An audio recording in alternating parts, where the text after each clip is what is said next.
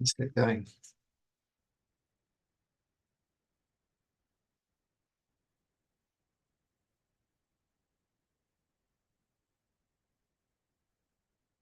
Happy New Year, everybody. And so what I'm going to do in the next 30 minutes is just go through what I'm seeing in the markets. And I'm just going to talk to you about how I'm plotting the markets and yeah, and then taking my cue from that. So I'm going to talk about how I'm going to do that and share that with you. And I will be talking about predictions or the specific predictions about where I think this market's going to go. And the one thing I wanted to show you before we do anything else is this is a monthly chart, by the way. And what we've got here in the Dow when this appears, here we go, is you notice on this monthly chart on the Dow, these are two of the most strongest months we've seen together for a very long time. So what my first piece of advice to you is cut out the noise. Don't listen to the noise. In other words, you know, the people predicting all sorts of things out there. People predicting we're going to have a fantastic 24 in the markets. The market is going to continue higher, nothing to stop them. And there are a lot of doom monsters saying, you know, look out, this is all going to collapse, it's all going to roll over. Well, let's plot our way through this, but just bear that in mind that it's important that you've got a view and you've got a reason to have a view. In other words, you've got a plan and you stick to it and don't get distracted by all the noises out there. Because these 2 months, November, December 23, a lot of people were predicting the market wouldn't even show a higher move over these last 2 months. And look what happens. You get two of the biggest bars on the monthly chart for a very long time. So I'm going to start off by looking at the dollar because one of the biggest features of this last 18 months, 2 years has been interest rates. And that is definitely going to be key as we move forward into, well, as we progress into 24. The Fed themselves have said they are looking to reduce rates next year, and they have said they think they will be reducing rates 4 times. So if they do 25 pip reductions on 4 occasions and stick to that plan, then we're going to end up with 4.5%. So let me just double check something.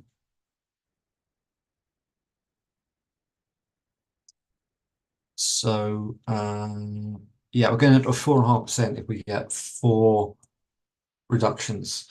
So this is the dollar. The reason why I'm looking for the dollar is for the markets overall, and I talk about globally, not just the US, although I'm looking at the dollar, that for the markets to hold up, we need a stable dollar, but coming into its mean range, not firing up either way.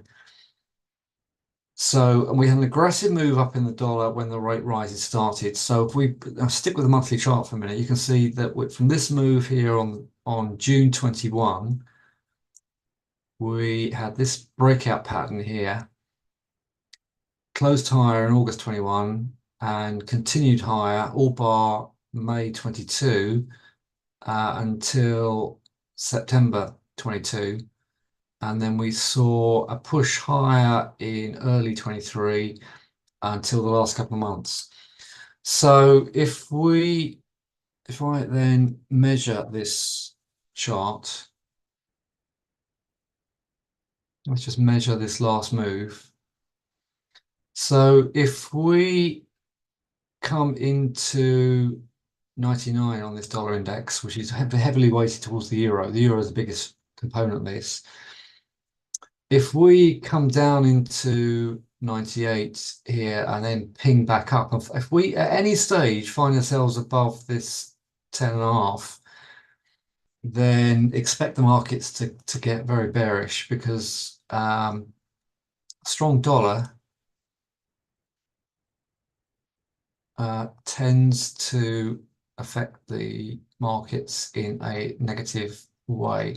You'll effectively be seeing a flight to a safe haven, flight to safety. So you can see, having put a trend line across those highs and looked at all the support down here at July 23 lows, you will see that how important that area is. Because if we come down and bounce off of that and look as if we can go back to 22 highs, then that spells a lot of problems for the markets. So if we continue lower here and stay in this band and stay around this 99 parity level, then that the markets stand a chance of pushing higher. But any significant push above certainly the November highs, then that spells trouble for the markets. Let's look at the euro. Again, I'm sticking with the monthly charts. So, yeah, the euro is obviously a significant economic region. So if the euro picks up and pegs that dollar back, then overall, I think the markets will do well. All right. So another piece of advice is you've got to be clear. Sorry about that. Let's get rid of that. You've got to be clear about, as with any type of trading, doesn't matter whether you are an investor, a swing trader, or a day trader, you have to be clear about exactly how you're going to conduct yourself in the market and what you want out of this market. I am tending to do lower levels of day trading and higher levels of swing trading, particularly in stocks. And stocks have had a fantastic move over the second half of 23, even some ginormous ones in the UK. And we'll talk about sectors as well in a minute. But yeah, be clear about what you want out of the markets and how you're going to set entries and targets. One of the biggest mistakes that people make is they spend a lot of time working out how to enter the market and very little time where to exit. I remember giving a talk to a group up in north of the country, and this particular chap had bought stocks, had bought a lot of Apple shares. When I asked him what price he was looking at to get out, he didn't know. He couldn't tell me. Well, that's a sure way to lose money because if the markets hit a key level of resistance, any markets, Apple or whatever, that could really fall out of the tree. So yeah, the key thing to any market is support and resistance. If you are in a stock or a commodity or a currency, whatever it is you're trading, and you are hitting a key level of resistance, then if you're a swing trader like me, then you need to get out. Another area where a lot of people lose a lot of money is they're always looking for runners. They're always looking for a home run. Well, great if you're in a home run and you're in a stock or a commodity or whatever it is that's charging off. But a lot of people will actually lose money looking for the big moves. But it depends on your strategy. Right. So let's just start looking at the key markets. Let's just look at the Dow and then just put a real measure, a real ruler up against this market. Let's go to the weekly chart. So this is what I normally do. I'm going to share with you what I normally do in these markets at this time of year. So let's just take that off. Let's clear all this up. So let's even take that moving average off. Right. So what I'm looking to do is I am on this weekly chart. I'm going to mark off last year's range.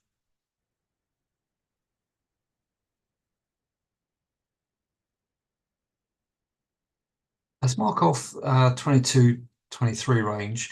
If you look at this weekly chart with the fibs marked on, hang on, yeah. If you look at this weekly chart with the fibs marked on the previous, with the 22 range, you will note that last year, what we saw was in the early part of the year, let me get my pen.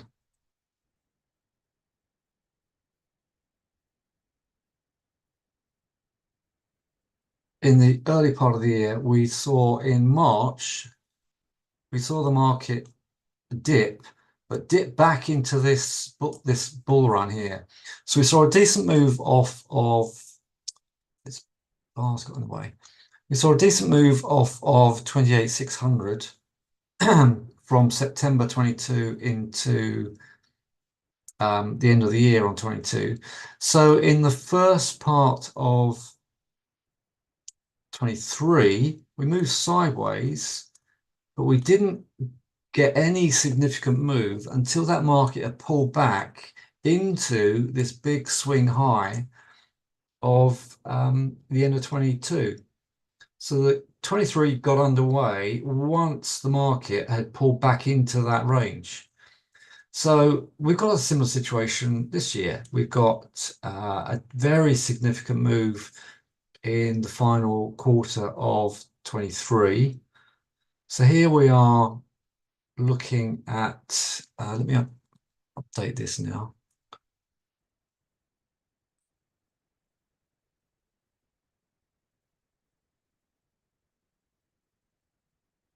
So I'm going to update this to how I use the market, how I use these charts for this current year. So that was how I'd use the market last year.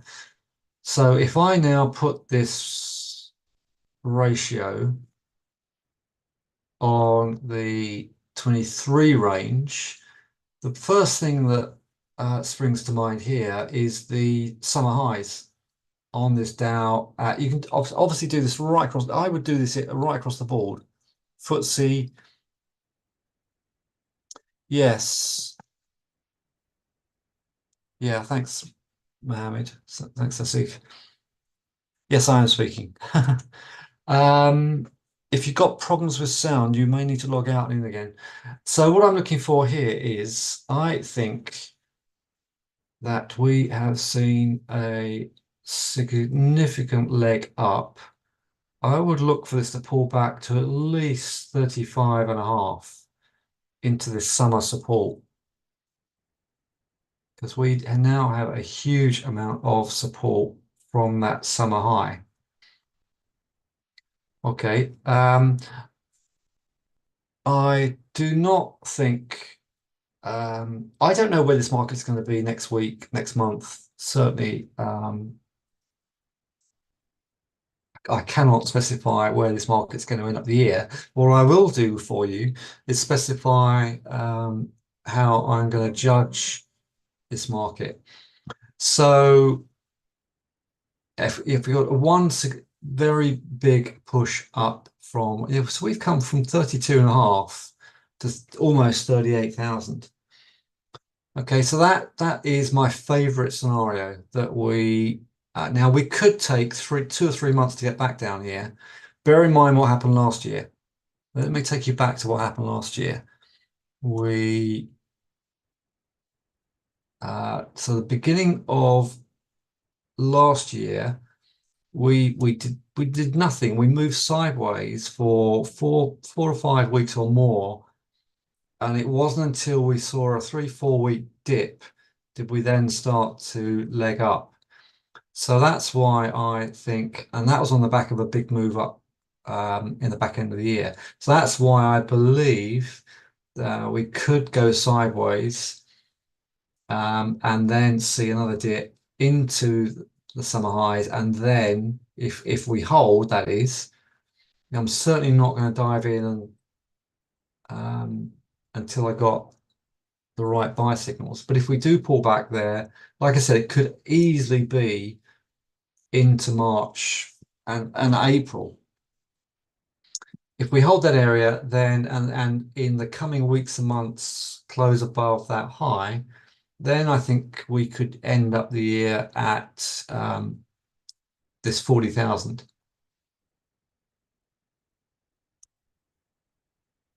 41,750 or 42,000 is a very bullish move. Nothing, we could go up there. All right, so this is the bullish scenario. I'm going to talk about a bearish scenario in a minute. So, and you can apply this, do this yourself, get your Fibonacci ratios on, look at last year. So your favorite market might be Apple, or you might be interested in Barclays, whatever it is. Throw these ratios on last year and then look for the key support levels, which will tell you where the pullbacks are. The other thing you need to, that I love and use on a daily basis, day in, day out, is of course Elliott wave. So Elliott wave says if you get a significant leg up, you need a pullback into that leg before you get the next wave up. So if this is, in this case, we had a huge leg up and then a 1, 2, 3 wave correction into, again, the summer support. And then you end up with a 1, 2, 3 move back up to the highs, and then 1, 2, 3 move back. So this is quite a range bound market. This last year was not directional until we got this significant move in November, which triggered one of the most bullish periods we've seen in a very long time. All right, so coming back to what I said before, particularly for people who joined us a little after my intro, don't listen to the noise. This is my style of trading, Elliott wave and using the measure on last year's range. I would suggest you should be using this as well. If you're not used to trading this way, back test it. Go back over the last 2, 3 years with the FIB ratios on the previous year, whatever market is you're interested, and then see how you could have plotted the subsequent year. Right, bearish scenario. And I'm picking on the Dow because I happen to day trade the Dow, so I'm very interested in it. If we do drop and close underneath 35.5, that could really open the floodgates for this to fail. So we've got trend line support down there. If we stay underneath last year's highs and start to close underneath 35.5, then we could very, very easily. The bearish target would be a really bearish target will be 27.5 down here. If we cannot hold this support zone up here on these FIB ratios. One other very bullish scenario is we don't pull back here. The very bullish scenario is we close above 37,800 and we just go to these targets quite early on in the first half of next year. We've got a lot to get through next year. We've got UK elections, US elections, and there is a real issue in the markets which has been bubbling to the surface and has been talked about more and more. And I'm talking about the Fed here, talking about this, not your so-called gurus. The biggest issue that's been out there for a long, long time, and it's really coming to the fore with higher interest rates, is the debt ratios in this economy. Now, the debt to growth ratios, the debt to GDP in the US is 123% debt to GDP. Now that is very, very high. Even the UK is only 104. I'll just repeat that. The US debt to GDP ratio is 123%. What that means is if the market gets spooked and becomes very bearish, that there could be a case where the US rates don't go down. In fact, they could even go up. And if then that scenario is these low targets here of 27.5 could be hit. You don't need to know about what those debt levels are. You don't need to know what the impact of those debt levels are on the market, because if you are a technical trader, I'm assuming you are a technical trader, I certainly am. If you see these markets come down and fail and come underneath these levels, come underneath these support levels, then watch out, then just sell highs and then work your way down here. If you want to, a couple of options for you. If you want my support and continued predictions on this, you can do a couple of things. You can join me in the trading room for day trading, or later this week, by the end of this week, I'll be talking to you about a very modest economical service I'm going to provide with regular scans, regular weekly scans, midweek, and with specific stock picks. There's more information on that coming down the line.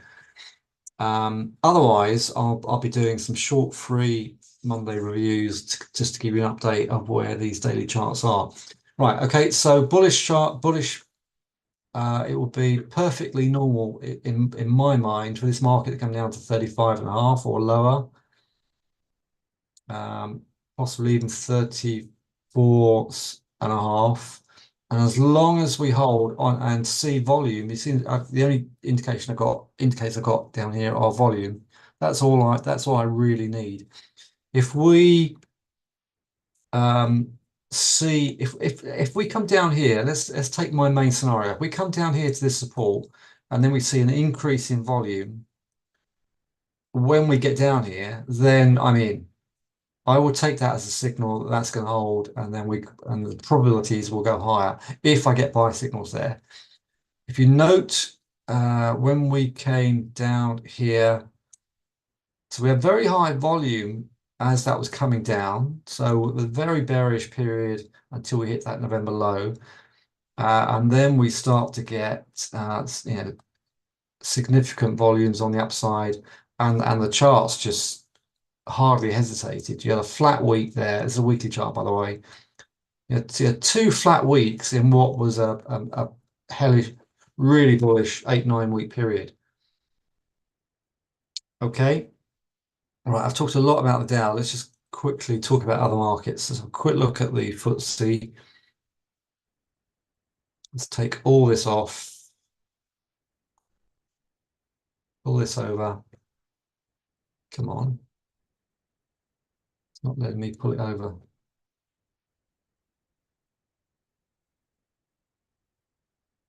So even the FTSE did okay. It's pretty flat, really, isn't it? I mean, and we weren't able to make new highs. The US markets made new highs. This didn't. We stayed under the February highs in this when the US was rallying. So that, in my mind, is very bearish. Right. So there's the 12-month period. Here are the FIB ratios on that 12-month period. And you will note that we really struggled around that 77.50. So here's a bullish scenario on the FTSE.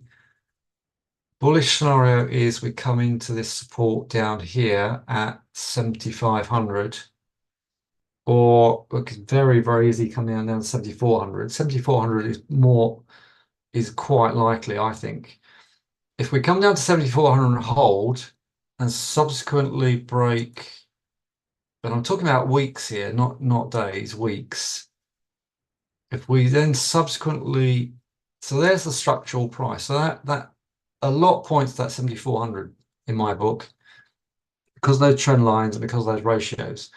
So if we hold 7,400 and start closing higher on volume, we need to get back to 8,000 and close above that 8,000.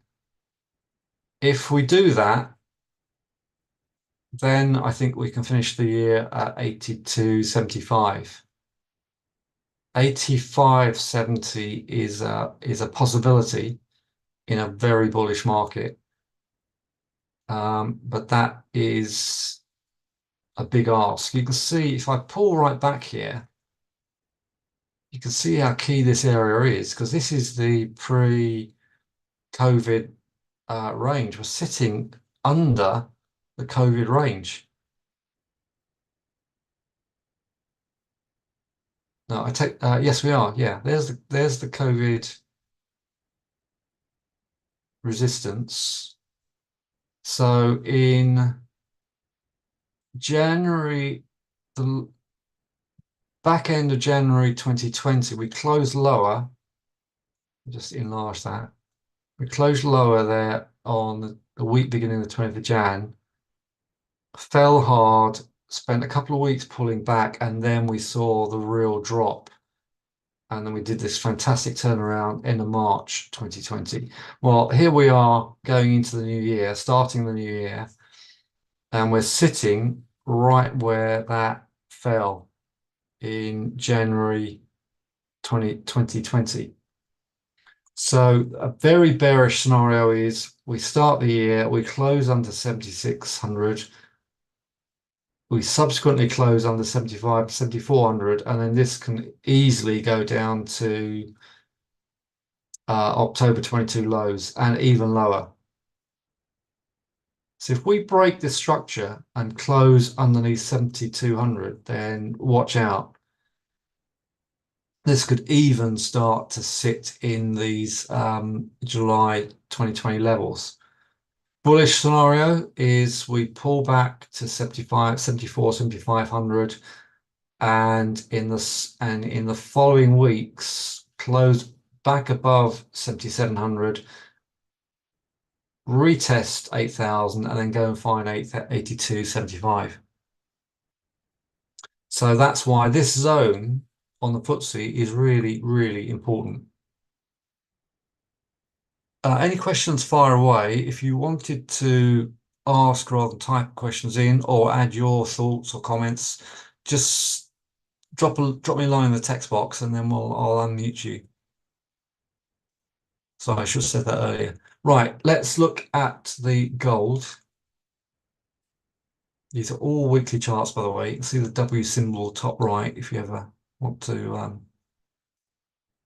refresh your memory. Right, let's pull all this out, clean this chart right up. So again, a lot of people think the gold is a fantastic market to get in. Let's have a look at last year's range.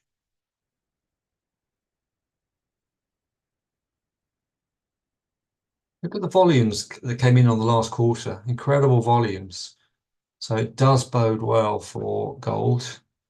Right, so the high and the low of last year is there.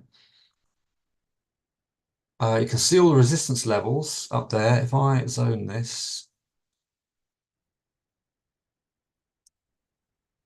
I'm going to zone this recent high and that ratio. So if we cannot close above this gray zone in the first month of the year, I think gold lower. So the bullish scenario is we come and test 2000. Obvious place for gold to come back. Could easily, wouldn't be at all surprised if that went back to 1975. So if we hold that area, I think that is a good place to get in. So we need to come back there, get a higher close on volume. That's the buy signal for me. It's all part of my trade plan. And then I would look for 22.40 on a very bullish year, 23.50, 23.60 on the gold. On the oil,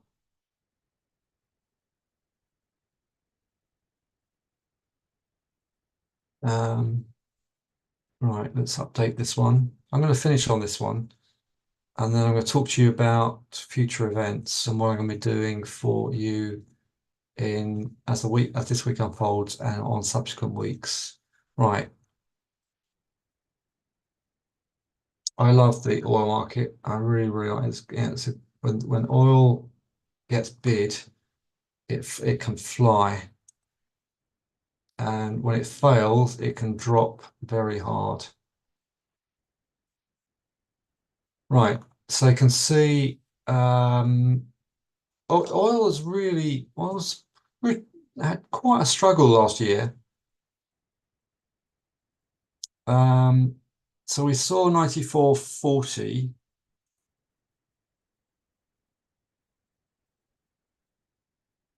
Yeah, thanks, Asif. I'll answer that in a minute.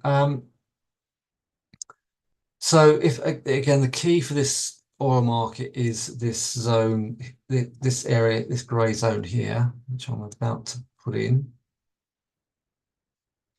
Right. So if we hold, I'm going to put another line of support in here. If we hold the autumn low of 68.20 or 68 area, and on volume, and then subsequently close above 75, I would look for oil to go back to 94 and go and find 102, possibly higher. So I'm going to change that grey zone.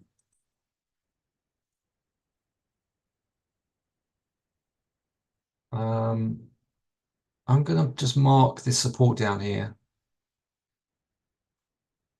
Because if we come back, and I think we're going to come back, and there's so many touches there. That's the basics of trading, isn't it? And what is support and resistance? It's where the most touches are. So we've got a lot of touches down there. If we come down and find that area and hold and close above 75, then I think we can go back to those highs and possibly higher. So I would love to get the opportunity to buy down there at the 67, 68 market level. Right. I mean, if interest rates do drop, it's not a given. I don't think in any market, it doesn't matter what market you're looking at, it's not a given that interest rates dropping will be good for the markets. If you think back to 07, 08, interest rates, they had emergency rate cuts and the markets were getting hit. So just because the interest rates it's suggested the interest rate is going to drop, doesn't mean to say these markets are just going to fly. The markets, you just got to shut out the noise and see what these charts are going to give you and be quite clear, as I demonstrated here with these few markets we looked at. So we looked at the Dow, FTSE, gold and oil. Mark these markets off. If they hold these levels, then I think they can go up. Now, am I bullish or bearish next year? Oh, that's one of next year, this year. Overall, I am bullish. For the US, I'm neutral to bearish on the UK. I think the UK is really struggling. UK is quite a unique situation. I won't go into fundamental scenarios. You can see from the charts that the FTSE did not participate in the rally that the US markets had. And I think oil is a good market proxy for my money. If the oil does fall off, I think that gives the markets a chance. As long as if we see the dollar fire up and the gold fire up, be very careful. That could be a very bearish setup. That's exactly what happened in 07, 08. We had a very strong dollar and strong gold because of the complete flight to safety. Anyway, you don't need to know what a flight to safety signal is. What you need to know, concentrate on the market that you are trading, you are looking to trade. So if you are buying stocks, make sure these indices are holding up. Right, any questions? Let's just go back to the Dow. Let's go back to, tell you what, let's look at the NASDAQ. And I'll just answer that question again about, what do I expect next year in the NASDAQ? What the NASDAQ does, the rest of the markets tend to follow. So the NASDAQ is an important market. Let's get all this out of the way. Let's look at what happened. Let's look at the ratio of last year.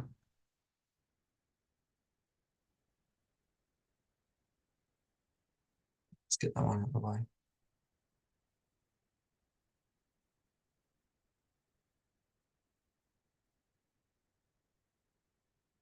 There's a very hesitant last bar, as you'd expect on that last week. Yeah, so you can see all the support at 15.5 on the FTSE, on the FTSE, on the NASDAQ.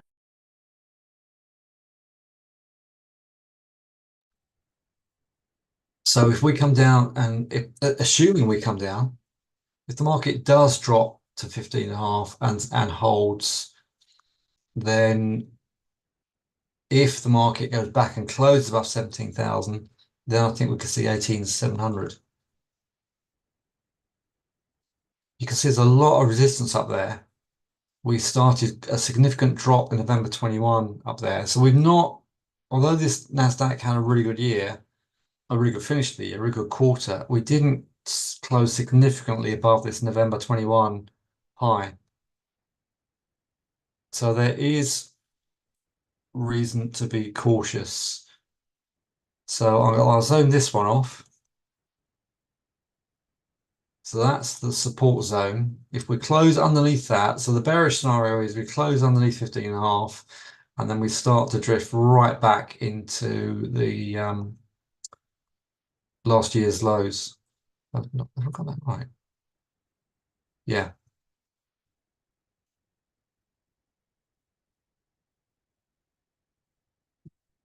Okay. So I'm going to leave it there and say to you, so the normal Monday evening session is going to be me talking about my favorite stocks, my favorite stock sectors for a 30-minute period. I look at the FTSE and the US mark indices, but what's going to be happening is I'm going to be offering a modest monthly service where I'm going to be early to midweek. I'm going to be showing you what I'm scanning, why I'm scanning it, and what I'm trading. Whereas the free Monday evening will just be an overview of where I think markets are and what they might do in the coming weeks and months. All right. So any questions before I close off for tonight?